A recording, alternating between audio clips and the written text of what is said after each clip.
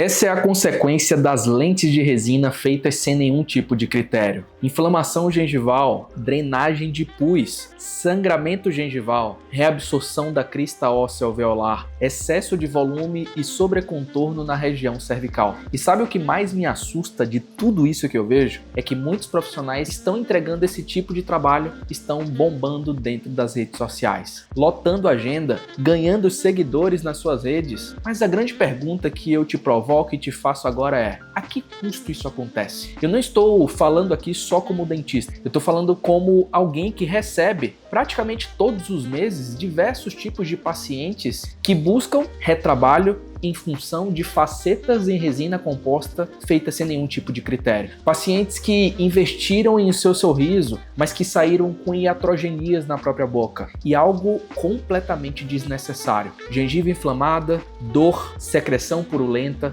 estética artificial e uma confiança que naturalmente está comprometida. O que era para ser transformação virou um trauma pessoal para o paciente. E tudo isso por uma simples razão: falta de critério na indicação, planejamento incorreto e execução apenas ganhando volume vestibular no material restaurador. E a gente vai falar tecnicamente agora a respeito dessas facetas. O que acontece quando se faz uma lente de resina, uma faceta em resina composta, sem o planejamento adequado? O excesso de volume pode parecer inofensivo, mas se reflete diretamente na saúde gengival. Isso porque a gengiva não tolera sobrecontorno de um material restaurador. E esse degrau naturalmente promove excessos. Excessos geram impactação de placa bacteriana. Placa bacteriana acumulada se reflete em sangramento gengival. Sangramento gengival se reflete em saúde comprometida. Reabsorção da crista óssea alveolar. Sim, eu já vi diversos casos em que o paciente, poucos meses depois de aplicar sua resina composta, perdeu estrutura óssea por conta de um volume de material completamente desnecessário.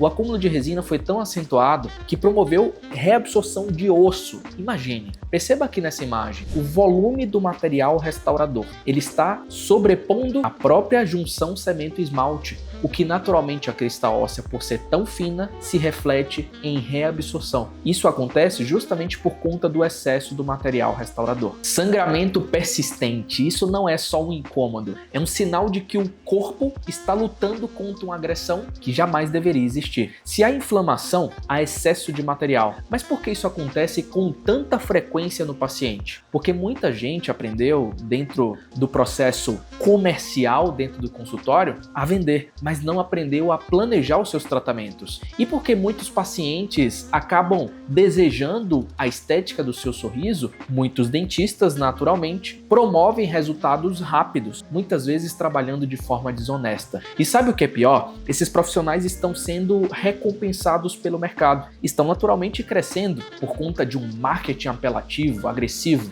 mas isso tem data de validade. Assim como a moda da bichectomia já passou, já nem se fala mais, as facetas brancas e artificiais seguirão o mesmo caminho. É uma questão de tempo. Mas eu quero falar agora a respeito da correta indicação das facetas, que são 3 tipos de situações clínicas em que são enquadradas totalmente esse tipo de procedimento, em que as facetas são completamente indicadas. A primeira delas, dentes palatinizados. Dentes palatinizados requerem volume vestibular. E se o paciente não executar uma ortodontia para corrigir o posicionamento desse dente, é fundamental que nesses casos você projete esse dente para ganhar esse volume vestibular e que possa corrigir o posicionamento dele dentro do ar. No geral, dentes que são retroinclinados necessitam de um ganho de volume vestibular com a resina de dentina para que você consiga acertar a cor e com um volume de esmalte para que você consiga justamente promover o excelente polimento superficial e a grande naturalidade dentro da restauração. Eu reitero que a ortodontia é sempre a melhor indicação para casos de dentes palatinizados, dentes que não estão posicionados de uma forma correta. Mas claro, existem aqueles casos daqueles pacientes que não querem se submeter a uma ortodontia prévia para alinhamento dos dentes. E nesses casos você vai precisar facetar para corrigir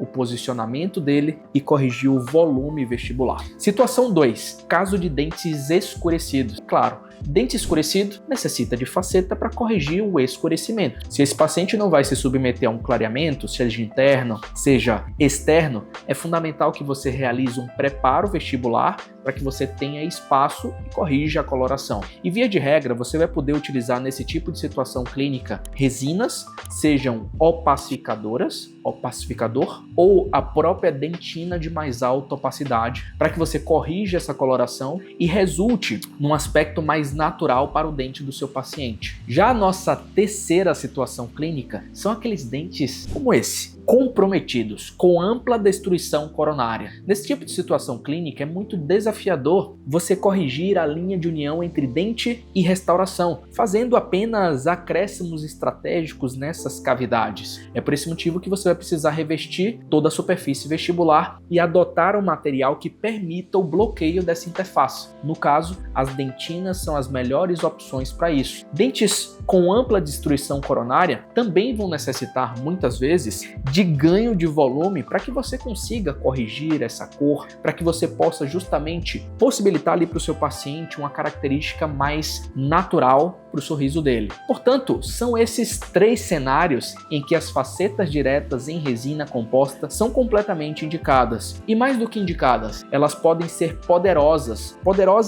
e aliadas para conseguir reabilitar a função, para conseguir devolver a estética, para conseguir respeitar o tecido dentário remanescente. Mas observe que em nenhum momento o critério estético foi isolado. Em todos os casos, a indicação nasce de um diagnóstico preciso e de uma decisão consciente que considera anatomia, estrutura dental, biologia e, claro, o desejo do paciente. Porque fazer facetas somente por fazer, ganhar volume na resina, na vestibular, somente por ganhar, qualquer dentista pode fazer, convenhamos. Mas fazer com critério, com ciência, com respeito ao biológico, isso é para poucos. Isso é para os dentistas que prezam pela excelência. Eu não estou aqui para apontar o dedo para ninguém, eu estou aqui para lembrar que existe um outro caminho, um caminho honesto, um caminho com ética profissional, um caminho que respeita o paciente, um caminho que valoriza a biologia tanto quanto a estética. Um caminho onde o dentista se posiciona como um verdadeiro transformador de sorrisos, voltado para a entrega da naturalidade. Esse é o posicionamento que eu ofereço para os meus pacientes e esse é um posicionamento que os meus alunos obtêm. Mas para isso, você precisa de conhecimento. E aqui no canal, você vai encontrar repertório, vai encontrar